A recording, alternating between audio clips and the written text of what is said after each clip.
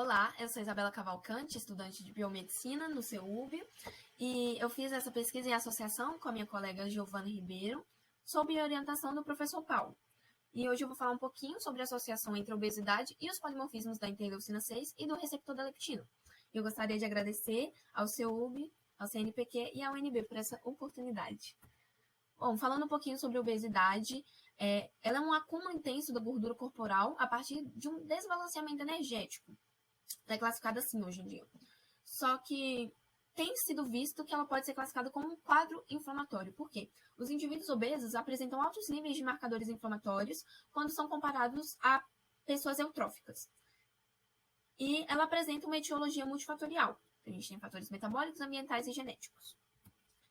Em relação aos objetivos desse trabalho, foi relacionar os polimorfismos dos genes da interleucina 6 e do receptor da leptina com a obesidade, a partir de uma pesquisa de campo construída com artigos publicados nos últimos 20 anos, juntamente com a análise de dados genéticos e do questionário obtido.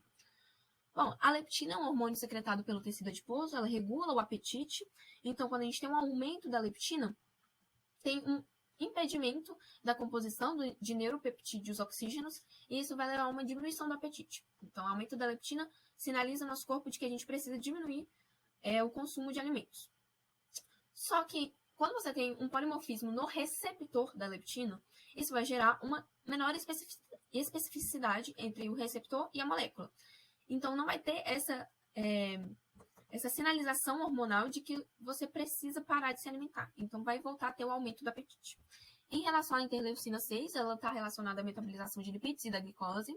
E esse polimorfismo aí indicado no slide, ocorre uma mudança de guanina para citosina. Então, a gente tem a alteração dos níveis plasmáticos da interleucina 6, né? Um aumento. E isso gera um aumento da resposta inflamatória também. Isso é visto em pacientes obesos. E, por isso, a obesidade seria classificada como um quadro inflamatório. Em relação à metodologia, o nosso trabalho foi aprovado pelo Comitê de Ética em dezembro de 2019. E ele foi prolongado aí por conta da pandemia.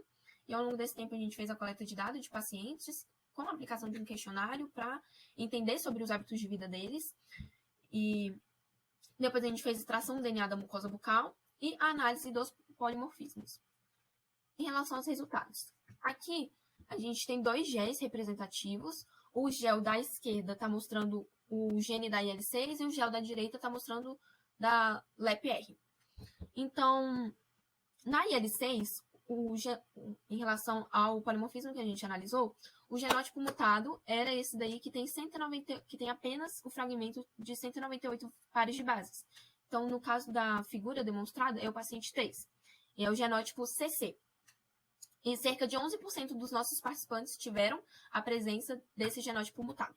Em relação ao gel 2, né, que é o da LEPR, a gente tem o genótipo mutado quando o paciente tem apenas o fragmento de 366 pares de bases, que ali está representado pelo paciente 3, né? E o genótipo é o AA, e cerca de 50% dos participantes da nossa pesquisa tiveram esse genótipo. E a gente fez, em cima de todos os dados obtidos, o teste de Shapiro-Wilk, para tentar estabelecer uma relevância estatística, né? E a gente conseguiu observar que o valor P dos participantes obesos se manteve abaixo de 0,05. Então, a gente conseguiu estabelecer uma diferença estatística significativa e que demonstrou que realmente tinha uma associação entre a obesidade e esses polimorfismos. E aqui nesse gráfico, a gente tem uma distribuição genotípica dos genes da IL6 e da LEPR, respectivamente, né, em todos os participantes da nossa pesquisa. Então, as colunas verdes demonstram indivíduos que não tiveram nenhuma alteração genotípica. As colunas azuis mostram os indivíduos com um dos genótipos alterado. Então, ou só da IL6 ou só da LEPR. E a coluna rosa demonstra o indivíduo que teve 2 genótipos alterados. No caso da nossa pesquisa, a gente teve apenas um indivíduo com esses 2 genótipos alterados, e o nosso N amostral foi baixo, foi pequeno, por conta da questão da pandemia, foi de 46 pessoas. Bom, a conclusão do nosso trabalho foi que a obesidade está realmente ligada aos polimorfismos do gene da interleucina 6 e do receptor da leptina, bem como aos fatores de risco da doença. Então, seria fundamental essa associação, mais pesquisas para associar isso. Por conta justamente do nosso N amostral que foi pequeno.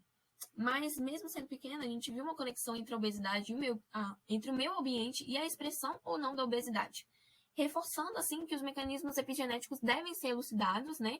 Para a gente ter uma intervenção e uma melhora no tratamento desse quadro inflamatório. E essas foram as referências utilizadas.